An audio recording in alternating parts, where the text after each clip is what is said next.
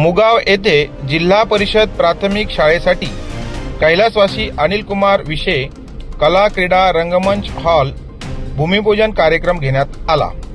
शहापूरचे आमदार दौलत दरोडा साहेब यांच्या शुभ हस्ते या रंगमंचचे भूमिपूजन करण्यात आले।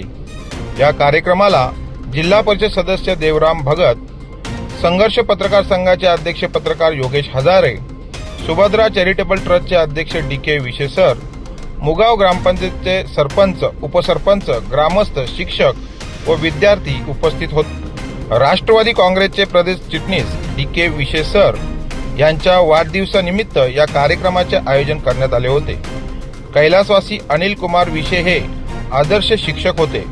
कोरोनामध्ये त्यांचे निधन झाले होते। डी.के. विशे सर यांचे ते पुतणे होते। त्यांच्या नावाने मुगाव जिल्हा परिषद शाळेत कला रंगमंच बांधण्यात येणार आहे। लवकरच त्यांच्या काव्य संग्रहाचे प्रकाशन होणार आहे।